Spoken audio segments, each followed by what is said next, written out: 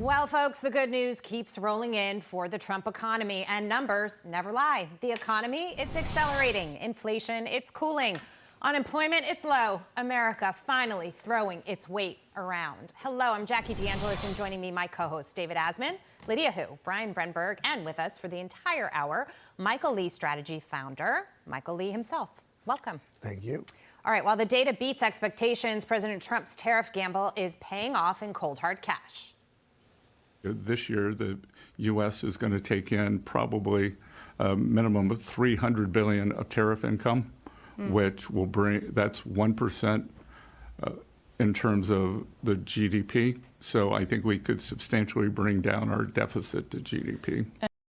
$150 billion in tariff revenue so far, with $300 billion, that's the low end now, projected by year's end. This is a direct blow to the deficit without raising taxes a single cent on American families. And time is running out for those countries who haven't to try to make a deal. The president's message is loud and clear. August 1st means August 1st. The deadline will not be extended, so buckle up.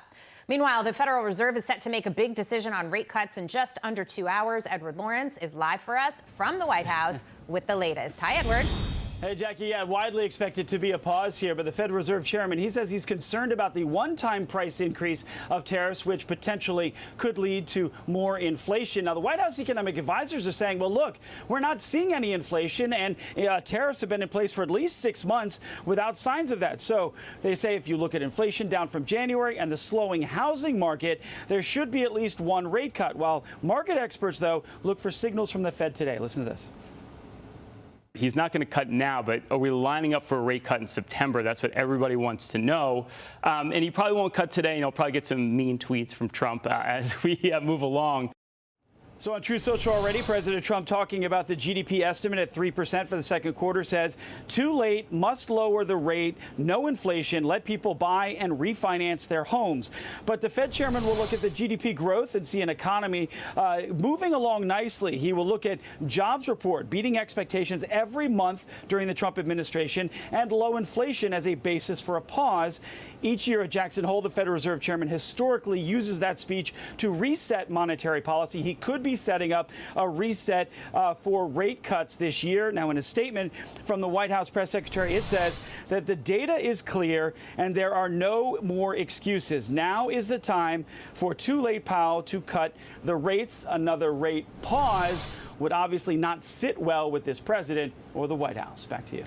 It won't sit well with him, but we'll have to also see under the hood what's, buried in the headlines, because he could be projecting something to come.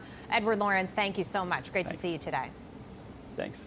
All right, so let's talk about some of the fresh data that we have, Mike, because I saw a GDP print, economy growing at 3% in second quarter. It was better than expected. Yet you've got a New York Times headline that says the U.S. economy slowed in the first half of 2025 as tariffs scrambled data. Make sense of this for me. Like, how do you, like, I don't know people that do, but how can you take the New York Times seriously? Okay, we had a small decline in the first quarter and then a 3% print this quarter, the first quarter that Trump's the president. We've had tariffs almost the entire time. How did tariffs scramble data? And I just think it's really hard for people to admit they're wrong.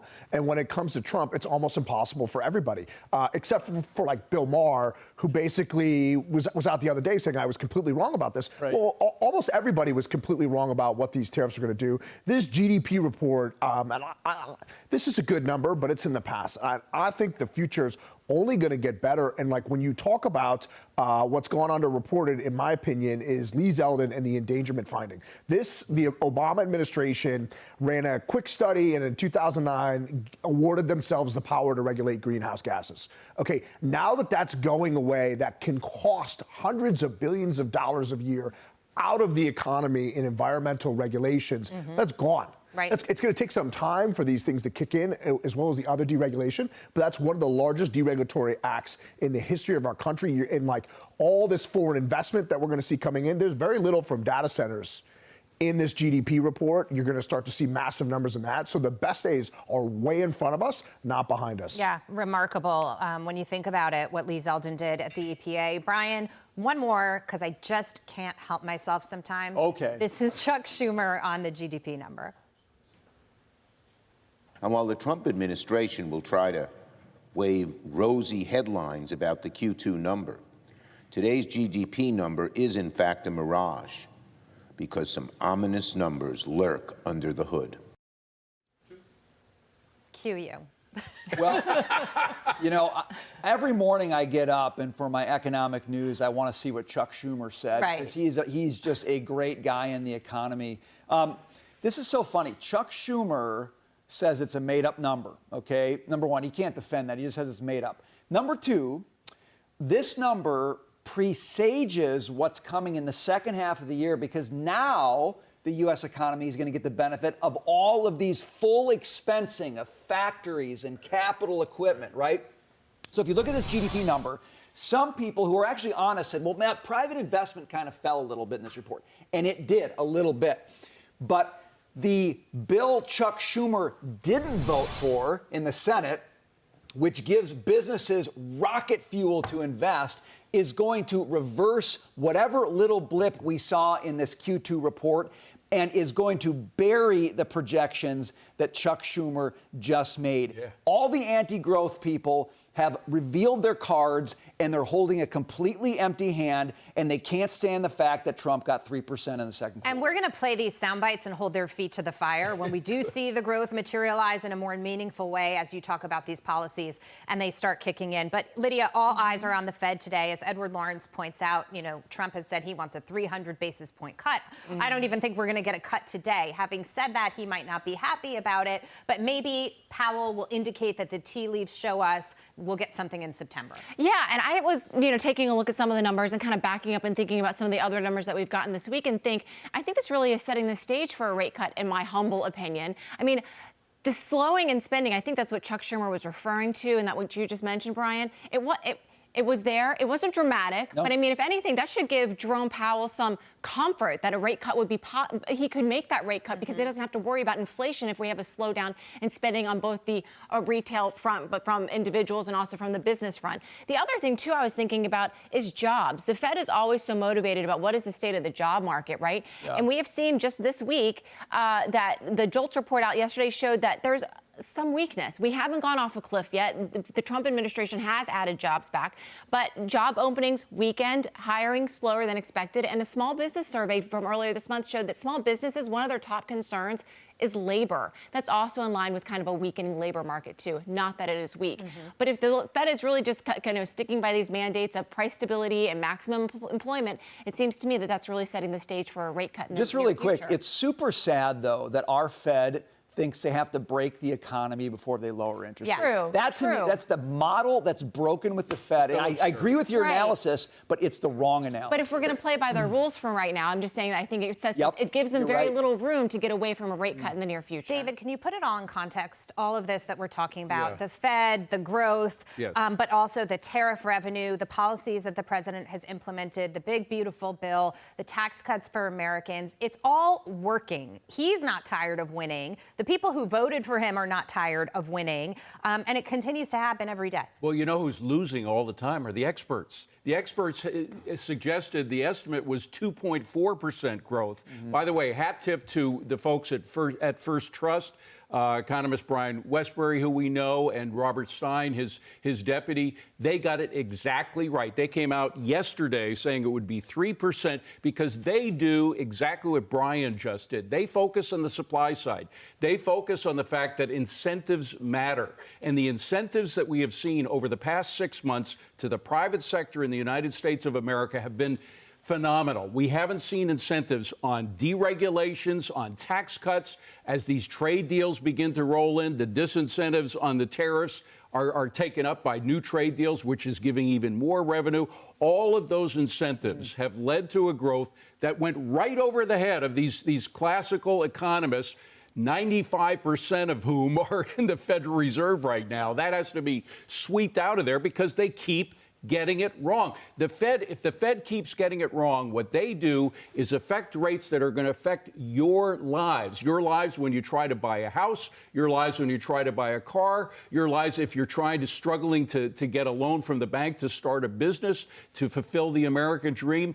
The experts are the ones who are getting it wrong. A guy who has real life experience in business like Donald Trump is the one who's getting it right. And thank God we have an economist on the panel right now who also understands the importance of incentives. I'm talking about Brian right here, because these are the people you want to go with, people who get it right. You don't want to go with the people who continually get it wrong. And that I'm putting a target right on the Fed economists, because they're the ones who've just been doing terrible job at getting it right. Even in the face of the Fed economists getting it wrong, you've got Besant and President Trump huddling behind closed doors, trying to come up with innovative ways to try to fix that. So they're talking about buying more short-term debt versus long-term debt. But you think about it, David, and that's a little bit risky, but they're trying to maneuver around this Fed that just will not look at the data. I'm not saying you have to listen to what Trump is saying or his arguments for why he wants rates to be lowered. The data tells you should lower the rates. I mean, I would take this